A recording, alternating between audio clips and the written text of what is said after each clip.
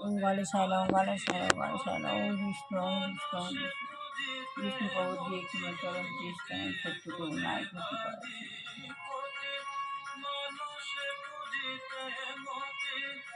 আমি আত্মা শান্ত সন্তুষ্ট দুটির মাঝখানে অবস্থিত শত্রু দেবতা ছিলাম সেটা দিয়ে ভাঙছে তারপরে নিজে নিয়ে এসছে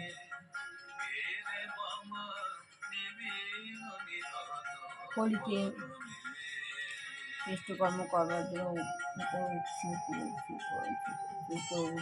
অর্ধেশ্বর একটা বৃক্ষ সেই বৃক্ষের নিচে বাবা বসে আছেন বাবার পুত্র জ্যোতি বাবার জীবনের মধ্যে থেকে আমি আমার জীবনের মধ্যে দিয়ে পাওয়ার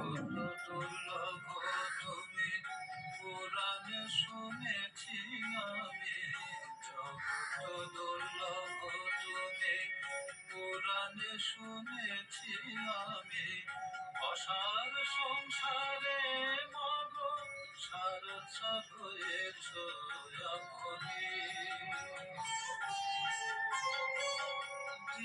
জন দিন ভাবে শ্রীচরণ কবে জন দিন ভাবে শ্রীচরণ কবে আর ব্রেন এইভাবে আস্তে আস্তে নিচে নেমে আসছে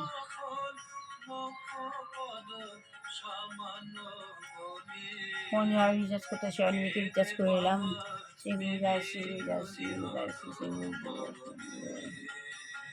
শিব গুরু শিব শিব গুরু শিব শিব গুরু শিব শিব গুরু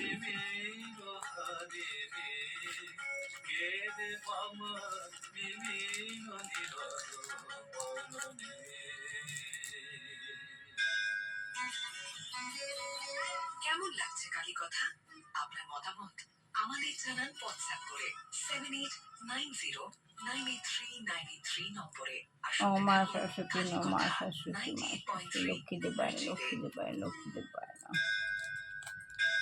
নারায়ণ নারায়ণ নারায়ণ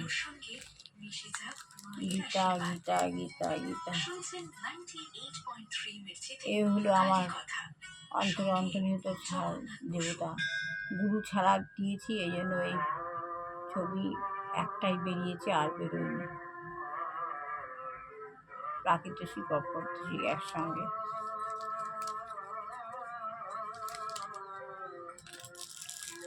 সাই বাবা সাই বাবা সাই বাবা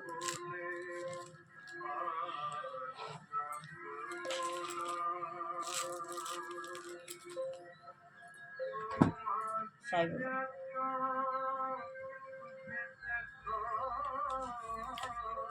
আত্মজ্ঞান লাভের পন্থা শ্রী প্রভুপাদ আত্মজ্ঞান লাভ না করলে আমাদের মানুষ জন্ম বৃথা ভগবানের সঙ্গে সম্বন্ধ যুক্ত করতে হবে তা না হলে কোনো লাভ নেই তাহলে ভগবানের সম্বন্ধে যদি কোনো ধারণা না থাকে তাহলে সেটা কী ধরনের ধর্ম ভগবানের সাথে যদি কোনো ধারণা না থাকে তাহলে সেটা কী ধরনের ধর্ম আমি তা জানি না সাংবাদিক বলছেন প্রভুপাদ বলছে সেটা প্রবঞ্চনা মাত্র সেটা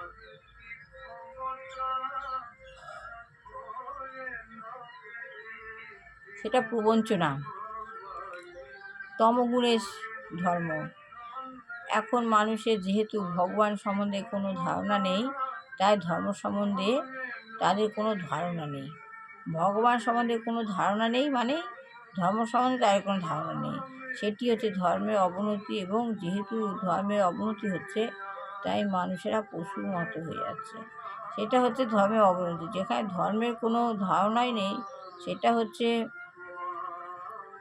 ধর্মের প্রতি অবনতি হচ্ছে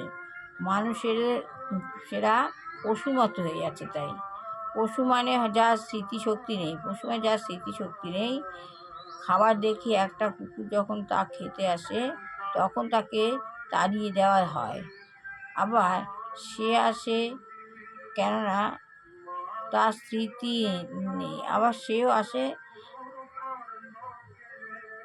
তার স্মৃতি নেই তাই ভগবান সম্বন্ধে আমাদের স্মৃতি যখন হচ্ছে হ্রাস পায় তাই ভগবান সম্বন্ধে আমাদের স্মৃতি যখন হ্রাস পায় তখন আমাদের মানবোচিত গুণগুলিও হ্রাস পায় আমাদের মনে মধ্যে যে গুণ থাকে সত্য তম গণ এই যে গুণ এই গুণগুলো থাকে এই গুণগুলো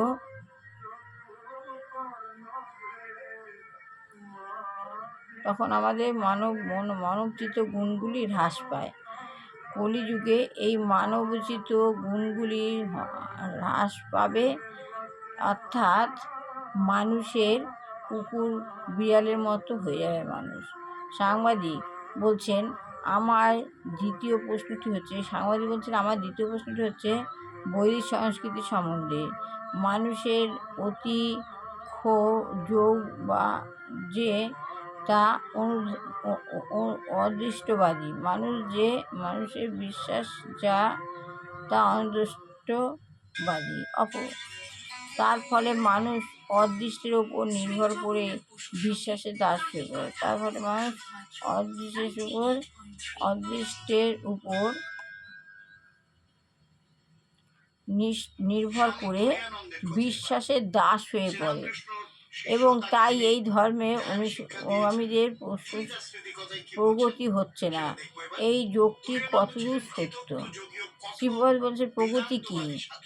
একটা কুকুরের লম্ফঝম্প কি প্রগতি? সেটা কি প্রগতি? একটা কুকুর তার 4 পায়ের ওপর ভর করে এখানে ওখানে ছোটাছুটি করছে। আপনারা এই একটা গাড়ির 4টি চাকার মতো ওপর ভর করে